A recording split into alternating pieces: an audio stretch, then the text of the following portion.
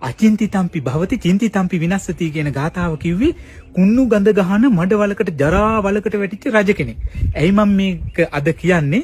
අද මේ ගාථාවේ තේරුම වැරදියට කියලා ඒක සමාජ මාධ්‍ය හැම තැනම පැතිරලා යනවා. හිතන දේ වෙන්නේ වෙන දේ හිතා ගන්නත් බෑ කියලා. නමුත් ඒ ගාථාවේ නියම තේරුම ඒක නෙවෙයි. ඒක නිවැරදි කරගන්න ඕන නිසා තමයි අද මම ඔබට මේක කියන්නේ. මේක තියෙන්නේ සරබ මිග ජාතක කතාවේ. සරබ මිග ජාතක කතාවේ රජතුමයි තමන්ගේ සේවකයෝ පිරිසයි දවසක් මුවදඩේමේ කැලෑවේ යනවා. එහෙම යනකොට එයාලා කතා කරගත්ත එක ක්‍රමයක්. මොකද්ද? කවුරු හරි කෙනෙක් ළඟින් මුවෙක් ගියොත් ඒ ළඟ ඉන්න කෙනා තමයි ඒ මුවාට විදින්න ඕනි කියලා.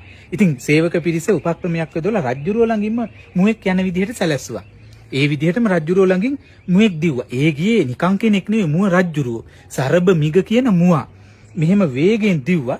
රජතුමාට දුනුයිතලෙන් විද්දට ඒක වැරදුනා. මුවාට වැදුන්නේ නැහැ. ඉතින් ළඟ හිටපු සේවක පිරිස රජුරුවන්ගේ උසුළු විසුළු කරන්න පටන් ගත්තා. අයියෝ රජතුමාට හරියට විද ගන්න බැරි වුණානේ කියලා. රජතුමා ලැජ්ජාවටපත් වෙලා දුනුයිතල විසි කරලා කඩුව ඇරන් මුවා පස්සෙන් වේගෙන් දුවන්න පටන් ගත්තා. ඊට පස්සේ මුවා පස්සෙන් යන අතරේ රජතුමා අර කුණු මඩ වලකට ජරා ගඳ ගහන දුග දහමන වලකට වැටුණා.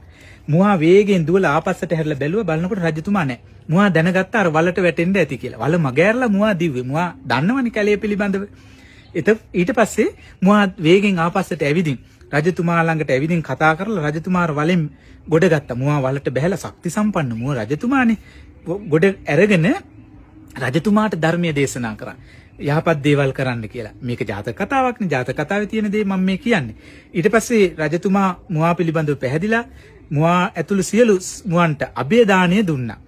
ආපස්සට රජතුමා සේවක පිරිසත් එක්ක රජමාලිගාවට ආවා. එවිදින් පහුවදා ගාථාවක් කිය ඉන්න. ඔන්න ඔය කියපු ගාථාව තමයි මේ. අචින්තිතම්පි භවති චින්තිතම්පි විනස්සති. නහි චින්තාමයා භෝගා ඉත්‍යා පුරිසස්සවා. මේ ගාථාව නිතර කියනවා රජතුමා. මේක ඇහුණ පුරෝහිත බ්‍රාහ්මණයාට. බ්‍රාහ්මණයා රජතුමා ළඟට ඇවිදින් කලින් දවසේ රජතුමාට වෙච්ච විපත සියල්ලම පුරෝහිත බමුණා එහෙන් දැක්කා වගේ කිව්වා. ඉතින් රජතුමා කිව්වා බමුණට ඒ කොහොමද ඔබ මා එක්ක මුවදඩේ මේ ගියෙත් නෑනේ. මේක දැක්කා වගේ කියන්නේ කියලා. ඊට පස්සේ රජතුමාට කියනවා පුරෝහිත බමුණා රජතුමා කියන විදිහට මට මේක තේරෙනවා තේරුම් ගන්න පුළුවන් කිව්වා. මේකේ තේරුම තමයි අචින්තිතම්පි භවති කියලා කියන්නේ නොසිතන දේ සිදුවේ. චින්තිතම්පි විනස්සති. සිතන දේ සිදු නොවේ. නහි චින්තාමයා භෝගා ඉත්‍යා පුරිසස්සවා.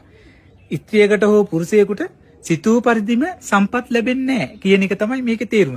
ඔය ගාථාවේ තේරුම තමයි ඔය මෙනෙහි කර කර ඔය රජතුමා ඕක කියලා තියෙන්නේ. මොකද රජතුමාට අචින්තිතම්පි භවති. නොසිතන දෙයක් නිසිදු උනේ. කුණු මඩ වලකට වැටේ කියලා හිතුවේ නෑනේ. චින්තිතම්පි විනස්සති. තමන් සිතන දේ සිදු උනේ නෑනේ. ඉතින් විනාශ දෙයක් නෙවුනේ මුවදඩේ මේ කියලා ඒ මුවා අරගෙන එන්න ලැබුණේ නෑනේ. අමුතුම දෙයක් නිසිද්ධ වුණේ. ධර්මය අහන්න ලැබුණා මුවෙක්ගෙන්. ඒ විදිහට අභේදානය දුන්නා මුවන්ට. ඊට පස්සේ Taman නොහිතන විදිහට එන්න සිද්ධ වුණා. මේ හැම දෙයක්ම වෙනස් වුණානේ. අන්න ඒක තමයි ඔය ගාථාවෙන් ඔය සඳහන් වෙන්නේ. ඒක නිසා මේක නිවැරදිව තේරුම් ගන්න ඕනේ. ඒ ධර්මයට තියෙන ගරුත්වය නිසා තමයි මම මේක නිවැරදි කරලා ඔබට කිව්වේ. හොඳයි හැම දිනාටම තෙරුවන් සරණයි.